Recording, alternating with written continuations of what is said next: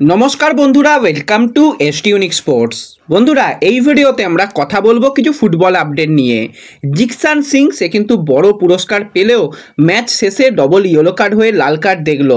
Appeal কি করা যাবে? পরের ম্যাচ কি খেলতে পারবে? কি আপডেট রয়েছে সেগুলো তোমাদের সঙ্গে শেয়ার করব। কিছু প্লেয়ারকে নিয়ে অবশ্যই কথা বলার রয়েছে। খুবই ইন্টারেস্টিং ভিডিও হবে, শুরু থেকে শেষ পর্যন্ত দেখো। আর ভিডিও ভালো লাগলে সকলে একটু লাইক শেয়ার করে দিও।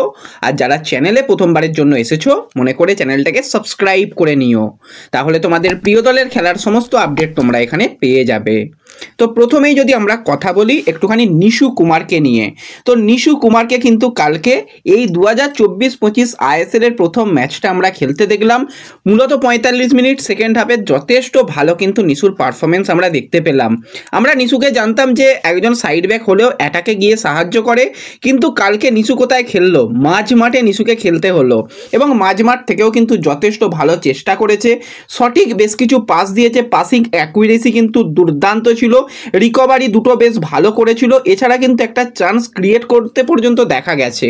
তো ওভারঅল কিন্তু নিশু কুমার প্রথম ম্যাচ হিসাবে ব্রিলিয়ান্ট খেলেছে। 45 মিনিট নিশু কুমারের জন্য দারুণ গেছে। আশা করছি পরবর্তী ম্যাচ থেকে ইস্টবেঙ্গলের ডিফেন্সের আরও একটা অপশান নিশু কুমার হতে চলেছে। তো নিশু কুমারের খেলা কালকে কার কার ভালো লেগেছে অবশ্যই কমেন্টে জানিও। এরপর যে বিষয়টাকে নিয়ে কথা বলবো সেটা হচ্ছে জিকসান সিং। তো জিকসানের কাছ থেকে কিন্তু একটা ব্রিলিয়ান্ট গোল আমরা দেখেছিলাম চেন্নাইন এফসি ম্যাচে, এবং আইএসএল এর অন্যতম সেরা গোলটা কিন্তু জিকসানের গোলটা থাকবে। তো তোমাদের যেরকমটা জানিয়েছিলাম, জিকসানকে কিন্তু তোমরা ভোট দিয়ে এই পুরস্কারটা জেতাতে পারো। তো পরপর দুটো ম্যাচে কিন্তু ইস্টবেঙ্গলের দুই প্লেয়ার, প্রথমে ডিমি, সেও কিন্তু এই ফ্যান গোল অফ দ্য উইকের পুরস্কার পেয়েছিল, এবং কালকের ম্যাচ শুরু হওয়ার আগে কিন্তু জিকসান সিংকেও কিন্তু এই ফ্যান গোল অফ দ্য উইকের পুরস্কারটা তোমরাই পাইয়ে দিয়েছো। জিকসান সিং খুবই খুশি হবে। পরের ম্যাচগুলো থেকে কিন্তু জিকসান আরও অনেক ভালো পারফরমেন্স করতে পারবে। এবার জিকসান সিংয়ের যেটা ডবল ইয়েলো কার্ড হয়ে রেড কার্ড হলো, সেটা তো মানে সঠিক সিদ্ধান্ত নয়, বেঠিক সিদ্ধান্ত, সবাই জানে, সবাই বুঝতে পেরেছে। প্লে অ্যাক্টিং ছিল ডিয়াগো মরিসিওর।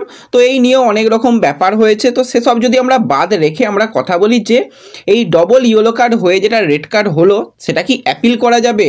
দেখো, আমরা আইএসএলে এবছর কিন্তু অ্যাপিলের একটা নতুন আমরা নিয়ম দেখতে পাচ্ছি, কিন্তু সেটা খুব সম্ভবত ডবল ইয়েলো কার্ড হয়ে রেড কার্ড হলে হয় না। যদি ডাইরেক্ট রেড কার্ড দেওয়া হতো তাহলে কিন্তু সেটা অ্যাপিল করা যেত। অ্যাপিল করে গিয়ে কিন্তু এর আগে আমরা দেখেছিলাম নর্থ ইস্টের ক্ষেত্রে, নর্থ ইস্টের দিনেশ সিং খুব সম্ভবত ম্যাচের একদম শেষের দিকে ডাইরেক্ট তাকে রেড কার্ড দেওয়া হয়, পরবর্তী সময় সেটা অ্যাপিল করা হয় এবং দেখা যায় যে সেটা রেড কার্ডের মতন কোনো সিচুয়েশানই নয়, তার রেড কার্ড কিন্তু সেখান থেকে উইথড্র করা গিয়েছিল। কিন্তু এই ক্ষেত্রে সেই জিনিসটা সম্ভব নয়। যদি কালকে সরাসরি মানে এমন প্লে অ্যাক্টিং করছিল মরিসিও, সেই সময় যদি সরাসরি রেড কার্ড দেওয়া হতো একটা ইয়েলো কার্ড থাকলেও, তো সেক্ষেত্রে হয়তো সেটা করা যেত, কিন্তু সেরকমভাবেও তো দেয়নি, ডবল ইয়েলো কার্ড করে দিয়েছে। কিছু করার নেই, পরবর্তী ম্যাচে কিন্তু জিকসানকে ছাড়াই খেলতে হবে। শুধু জিকসান নয়, প্রচুর প্লেয়ারকে ছাড়া কিন্তু ইস্টবেঙ্গলকে খেলতে হবে।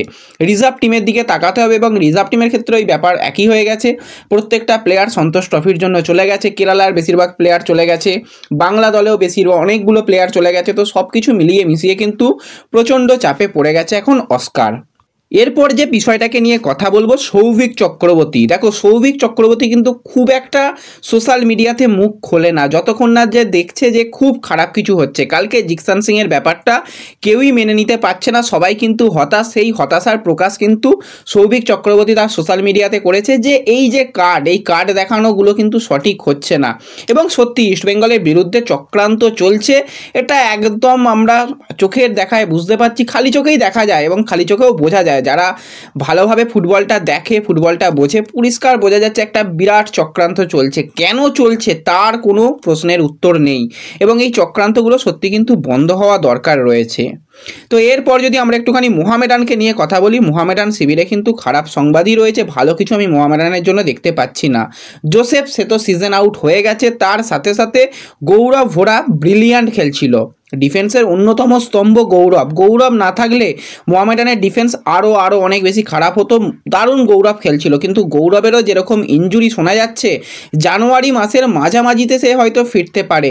সামনে গুরুত্বপূর্ণ মোহামেডানের ম্যাচ রয়েছে, মুম্বাই সিটি এফসির সঙ্গে আরও অনেক পরপর ম্যাচগুলো রয়েছে। এই ম্যাচগুলোতে কিন্তু গৌরবকে পাওয়া যাবে না।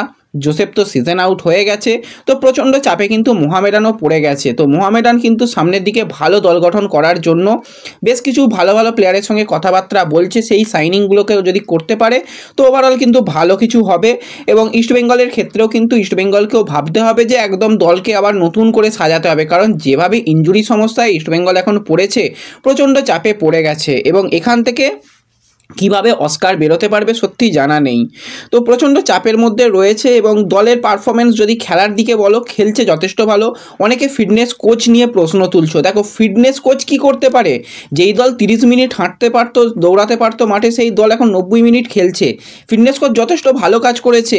খেলা ফুটবল মানে বডি কন্ট্যাক্ট গেম, এখানে কিন্তু কিছু করার থাকে না। যেভাবে তোমরা দেখলে মাদি তালালের ইনজুরি, সেখানে ফিটনেস কোচ কি করবে ভাই বলো? কিছু করার আছে? সাউল ক্রেসপোর যেভাবে আগের দিনের ইনজুরি হলো, কিছু করার আছে? কিছু করার এগুলো থাকে না, এগুলো তো নিয়েই চলতে হয়। এবার ইস্টবেঙ্গলকে কিন্তু একটু সঠিক পরিকল্পনা করতে হবে, একটু ফিজিক্যালি স্ট্রং প্লেয়ারদের দিকে নজর দিতে হবে এবং সেইভাবে দল গঠন করলে মনে হয় দলের জন্য ভালো কিছু হবে। এবং উইন্টারে আমরা বেশ কিছু নতুন চমকও হয়তো দেখতে পেতে চলেছি, তো দেখা যাক, সেই দিকেও আমাদের নজর থাকবে। এই ভিডিওতে এটুকুই আপডেট শেয়ার করার ছিল। ভিডিও ভালো লাগলে লাইক শেয়ার করে দিও, চ্যানেলে প্রথমবারের জন্য এলে চ্যানেলটাকে সাবস্ক্রাইব করে নিও। তো দেখা হবে পরবর্তী ভিডিওতে, ধন্যবাদ।